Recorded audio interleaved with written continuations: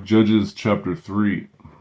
Now these are the nations which the Lord left to prove Israel by them, even as many of Israel as had not known all the wars of Canaan. Only the generations of the children of Israel might know, to teach them war, at the least such as before knew nothing thereof, namely 5 lords of the Philistines, and all the Canaanites, and the Sidonianites, and the Hivites that dwellest in Mount Lebanon, from Mount Baal Hermon unto the entering into Hamath.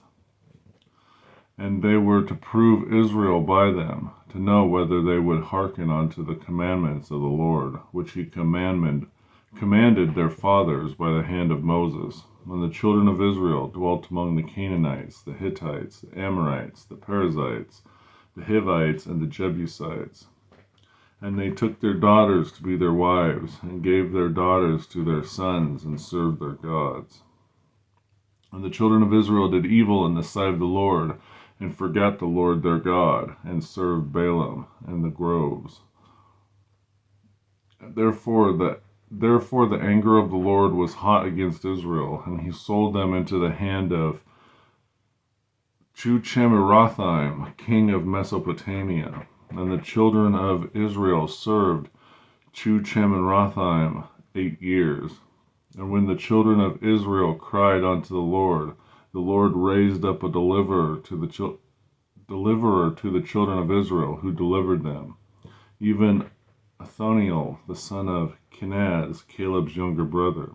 And the Spirit of the Lord came upon him, and he judged Israel, and went out to war. And the Lord delivered Chuchemirathim, king of Mesopotamia, into his hand. And his hand prevailed against Chuchemirathim. And the land had rest 40 years. And Othniel, the son of Kenaz, died. And the children of Israel did evil again in the sight of the Lord. And the Lord strengthened Eglon, the king of Moab, against Israel, because they had done evil in the sight of the Lord. And he gathered unto him the children of Ammon and Amalek, and went in and smote Israel, and possessed the city of palm trees. So the children of Israel served Eglon, the king of Moab, 18 years. But when the children of Israel cried unto the Lord raised up a deliverer, Ehud, the son of Gera, a Benjamite, a man left-handed. And by him the children of Israel sent a present unto Eglon, the king of Moab. But Ehud made him a dagger which had 2 edges, of a cubit length, and he did gird it under his raiment upon his right thigh. And he brought the present unto Eglon, king of Moab. And Eglon was a very fat man. And when he had made an end to offer the present, he sent away the people that bare the present. But he himself turned again from the quarries that were by Gilgal, and said, I have a secret errand unto thee, O king. Who said, Keep silence. And all that stood by him went out from him. And Ehud came unto him, and he was sitting in the summer parlor, which he had for himself alone. And Ehud said, I have a message from God unto thee. And he rose out of his seat. And Ehud put forth his left hand, and took the dagger from his right thigh, and thrust it into his belly. And the haft also went in after the blade, and the fat closed upon the blade, so that he could not draw the dagger out of his belly, and the dirt came out.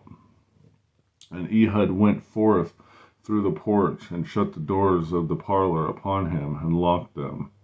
When he was gone out, his servants came, and when he saw that, behold, the doors of the parlor were locked, they said, Surely he covereth his feet in the summer chamber. And they tarried till they were ashamed. And behold, he opened not the doors of the parlor. Therefore they took a key and opened them. And behold, their lord was fallen down dead on the earth. And Ehud escaped while they tarried, and passed beyond the quarries, and escaped unto Sarath. And it came to pass, when he was come, and he blew a trumpet in the mountain of Ephraim, and the children of Israel went down with him from the mount, and he before them.